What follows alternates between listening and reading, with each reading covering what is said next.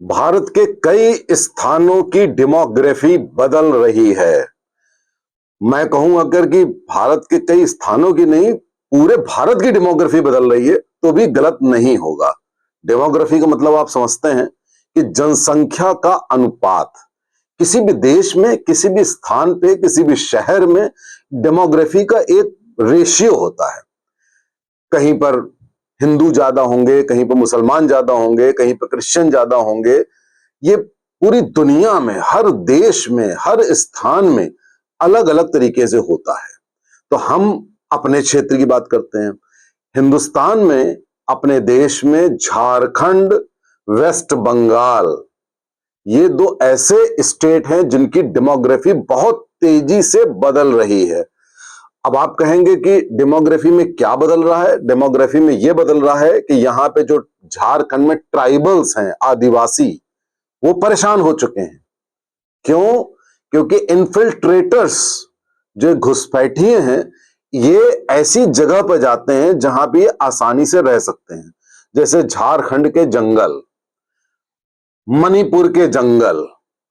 मणिपुर भी एक ऐसा स्टेट है जहां की डेमोग्राफी बदल गई 70 साल में। झारखंड में रोहिंग्या और बहुत सारे बांग्लादेशी, ये उन जंगलों में जाकर बस जाते हैं और धीरे धीरे अपने देश में कुछ ऐसा दुर्भाग्य है कि इनका कार्ड भी बन जाता है, पहले टेम्परेरी, बाद में परमानेंट। वोटर आईडी से लेकर, आधार से लेकर सब कुछ बनवा लेते हैं।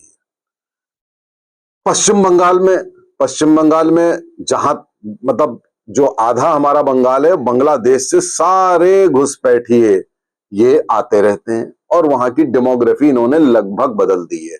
वेस्ट बंगाल में बहुत बड़ी संख्या में 30 से 40% मुस्लिम्स हो चुके हैं, जो कि पहले मुश्किल से 15 से 18% थे। झारखंड में भी ऐसा हो चुका है। कश्मीर में आप जानते ही हो चुका है। कश्मीर ऋषियों मुनियों की धरती थी, लेकिन वहीं से, अरब से होते हुए सारे घुसपैठिए आते थे भारत में। अरब के जितने भी मुस्लिम आक्रांता, वो धीरे धीरे वहीं पे सेटल हो गए। अब वहां पर बचे कुचे हिंदुओं को भी भगा दिया गया, जो 5 लाख हिंदू पंडितों को भगा दिया गया, कश्मीरी पंडितों को। अब ले दे के वहां पर आपने 90% आपने मुस्लिम्स को ही बसा दिया। और अब वो ये नहीं कहते हैं, अब वो कहते हैं ये हमारी धरती है, तुम यहां पे मंदिर नहीं बना पाओगे। बांग्लादेश में कहते हैं ये हमारी धरती है, तुम दुर्गा पूजा नहीं मना पाओगे। ऐसे ही झारखंड में भी होगा। साथियों, हरिद्वार को अगर आप लें, हरिद्वार हिंदुओं की एक पावन धरती है। और हरिद्वार को अब अगर आप देखें तो हरिद्वार अब इस समय मुस्लिम शहर हो चुका है। जो पवित्र गंगा जहां बहती थी, बहती हैं, जहां पे शिव नगरी थी, वो पूरा मुस्लिम में कन्वर्ट हो चुका है। अब वहां पे मुर्गे कट रहे हैं, बकरे कट रहे हैं, उसी गंगा में मुर्गे बकरे धोए जा रहे हैं, वही खून धोया जा रहा है। हमें किसी के बसने से कोई ऐतराज नहीं है। भारतीय संविधान के अनुसार भारत में रहने वाला कोई भी कहीं भी जाकर बस सकता है, लेकिन हमको कहीं कहीं की सैंक्टिटी देखनी पड़ती है। मक्का मदीना में गैर मुस्लिमों की एंट्री नहीं है। तो क्या हम, हमारे जो मुख्य शहर हैं, बनारस है, हरिद्वार है, कृष्ण की नगरी है, राम की नगरी अयोध्या है, तो क्या वो पवित्र नहीं रह सकते हैं? और अगर कोई आता भी है तो वो क्या हमारी संस्कृति के अनुसार, जो हमारी सात्विक परंपरा है, उसके अनुसार क्या नहीं रह सकता है? सवाल ये है। धीरे धीरे करके लिस्ट एंडलेस है। मैं आपको बताऊं, भारत के न जाने कितने शहर, वो पूर्णतया उनकी डेमोग्राफी बदल चुकी है। हिंदू वहां से गायब हो चुके हैं। मेरे ख्याल से सैकड़ों में संख्या हो रही है जहां पे हिंदू माइनॉरिटी में हो गए हैं। वहां पर बांग्लादेशी, रोहिंग्या और अपने देश के ही जो मुस्लिम है, जैसे अभी शिमला की बात हो रही है, वहां शिमला में दूसरे क्षेत्रों से आके मुस्लिम बस गए। चलिए ठीक है, आप बस गए, लेकिन आप बसने के साथ साथ पहले तो मस्जिद बना देते हो, उसके बाद आप अजान देना शुरू कर देते हो, उसके बाद आप रामनवमी के जुलूस पे पत्थर मारना शुरू कर देते हो, उसके बाद आप कह देते हो ये हमारा मुस्लिम इलाका है, इधर से होके आप नहीं गुजरोगे। तो इस तरह से सरकार क्या क्या करेगी? सरकार क्या ये करेगी कि कोई बस गया, वहां पे ऐसी ज्यादती कर रहा है, तो कहां तक पुलिस को लगाएगी। तो कहने का तात्पर्य यह है कि ये ऐसा समुदाय है जो केवल भारत में ही नहीं, पूरी दुनिया में ऐसा कर रहा है। पूरी दुनिया में कुछ तो शरणार्थी होते हैं, शरणार्थी तो ऐसा करते हैं, चाहे वो मणिपुर में हो, चाहे वो रोहिंग्या हो जो जगह जगह बस गए हैं। लेकिन दूसरी जगह से जो इन्फिल्ट्रेटर आते हैं, चाहे बांग्लादेश से आए, चाहे पाकिस्तान से आए, चाहे अपने देश के लोग हो जो इधर उधर जाके अपने क्लस्टर्स बना लेते हैं, अब मतलब वहां पे वही रहेंगे। अगर हिंदुओं का कोई मोहल्ला है और अगर मान लीजिए वहां पे 1 लाख हिंदू रहते हैं, वहां पे अगर 5-10 मुसलमान भी रहेंगे तो बड़ी इज्जत से रह सकते हैं, बहुत अच्छी तरीके से रह सकते हैं, अपनी संस्कृति फॉलो कर सकते हैं। लेकिन अगर इसका उल्टा हो कि 1 लाख मुस्लिम की धरती पे अगर 100 हिंदू भी हो जाएं तो उनसे उनका त्योहार नहीं मनाने दिया जाता है, उनके ऊपर रेस्ट्रिक्शंस होते हैं, पत्थरबाजी होती है। समस्या ये है। आप आजकल सुर्खियों में चल रहा है लेबनान। लेबनान एक छोटा सा देश था, बहुत सुंदर देश था, वहां पे वो क्रिश्चियन कंट्री था। इसके पहले मैं बताऊं सीरिया भी क्रिश्चियन कंट्री था, लेकिन पहले लेबनान की बात। धीरे धीरे क्या हुआ, वहां पे फिलिस्तीनियों को बसाया गया, वहां पे जनसंख्या बढ़ाई गई, वहां पे घुसपैठिए घुसते चले गए और करके 60% मुसलमान कर दिए, जिनमें शिया और सुन्नी दोनों थे, और उसमें आधे आतंकी माइंडसेट के थे, माइंडसेट नहीं आतंकी थे, और उन्होंने उसको बिल्कुल मुस्लिम स्टेट बना करके, और वहां हिजबुल्लाह जैसा पूरा आतंकी ग्रुप, वो जो आजकल किस तरीके से लड़ाई युद्ध में फंसा हुआ है लेबनान, और लेबनान अब खत्म होने की कगार पे है।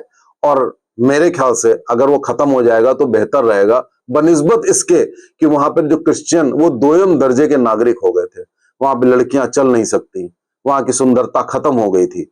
आजकल वही हाल पेरिस का हो चुका है। जो हाल बेरूत का था, जो मिडिल ईस्ट का पेरिस कहलाता था, वो ओरिजिनल पेरिस का भी यही हाल हो गया है, बांग्लादेशी की वजह से, घुसपैठियों की वजह से। लंदन का भी साथियों यही हाल हो रहा है। तो ये समस्या केवल भारत की नहीं है, ये समस्या पूरे विश्व की है। समस्या हमको केवल ये है कि आप आइए बसिए, लेकिन आप अपना धर्म अपनाइए, हम अपना करें, वो ऐसा नहीं होने देते। वो सीधे कह देते हैं यहां पर शरिया है, आपका कानून तक नहीं आ सकता। वो ऐसी बाध्यता कर देते हैं।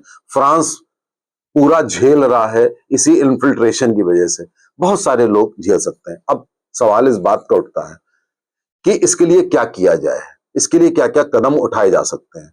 देखिए, जब CAA लाया गया था तो आपने देखा शाहीन बाग पे कितना बड़ा प्रदर्शन 1 साल तक चला था, जबकि CAA कुछ नहीं था, केवल विभिन्न धर्मों के जो लोग जो धार्मिक रूप से प्रताड़ना का शिकार थे उनको लाने के लिए किया गया था। और CAA कोई बीजेपी सरकार लाई ऐसा नहीं है, CAA सबसे पहले नेहरू लाए थे।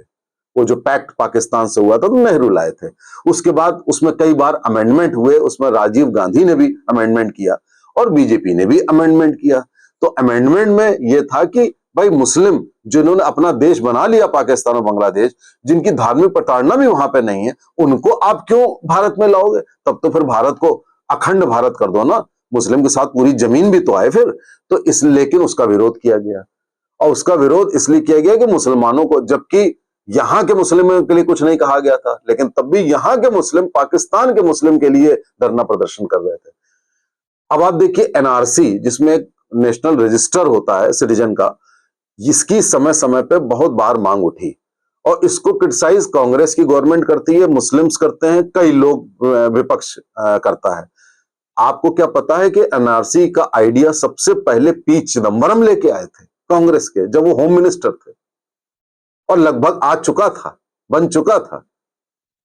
तो आप जरा सोचिए कि जो चीज कांग्रेस ला चुकी थी, CAA कांग्रेस लाई, NRC कांग्रेस लाने जा रही थी, जितने भी ये सब प्रावधान थे, आप ममता बनर्जी जो आज घुसपैठियों के बल पर सरकार बनाती हैं पश्चिम बंगाल में, इन्होंने भारतीय संसद में पर्चे फाड़े थे, संसद में बवाल किया था कि पश्चिम बंगाल में घुसपैठ होती है, उस घुसपैठ को रोकने के लिए भारत की सरकार क्या कदम उठा रही है। ये ममता बनर्जी का स्टैंड था, बाकायदा कागज फाड़ते हुए।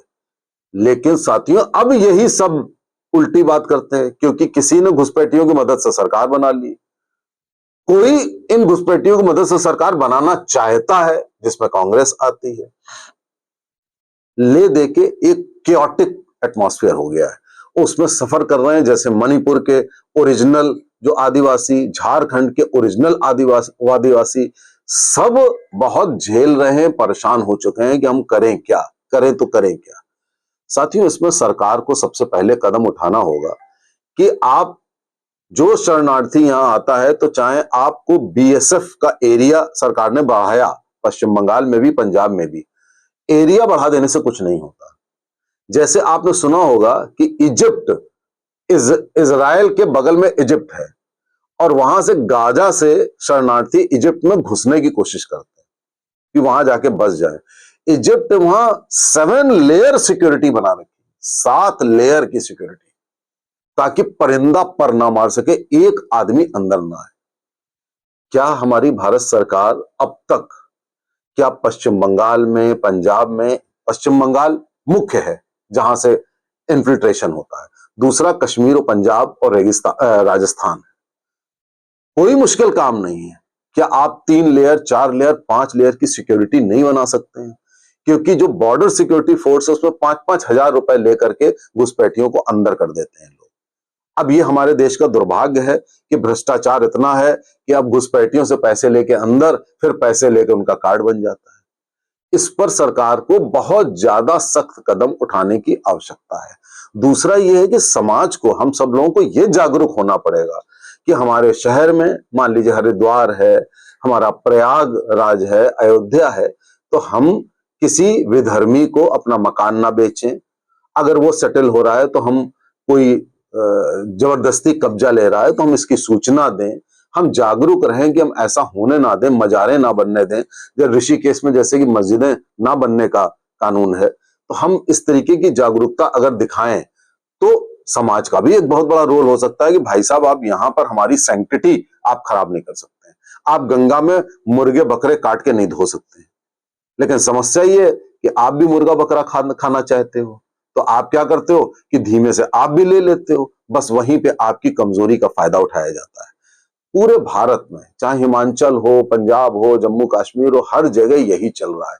अगर यही हाल रहा तो आज जो आप देख रहे हो कि मुस्लिम्स की जनसंख्या 25% से ज्यादा, अनऑफिशियली 30% हो चुके हैं। ये हर जगह स्टेटमेंट दे रहे हैं कि हमारी संख्या इतनी ज्यादा हो गई है कि 2040-45 पे ये इस्लामिक मुल्क भारत बन जाएगा। ये गलत नहीं कह रहे हैं।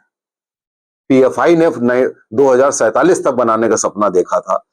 ये उनको आप पकड़ने से कुछ नहीं होगा। आपको सबसे पहले घुसपैठ रोकनी होगी, आपको सजग रहना पड़ेगा, आपको एनआरसी बनाना पड़ेगा। आप जब तक सरकार कुछ नहीं करेगी तो हमारे हाथ से बाजी निकलती चली जाएगी। साथियों, आवाज उठाइए, काम करिए, सरकार पर दबाव डालिए, अपने अगल बगल आमने सामने दबाव डालिए। कहीं पर भी ऐसा ना हो कि हमारे देश की डेमोग्राफी बदल करके, जो हमारे पूर्वज इतने प्राचीन काल से इस देश को बचाए हुए हैं, सनातन धर्म को, ये आपका विलुप्त ना हो जाए। नमस्ते, जय हिंद, जय भारत।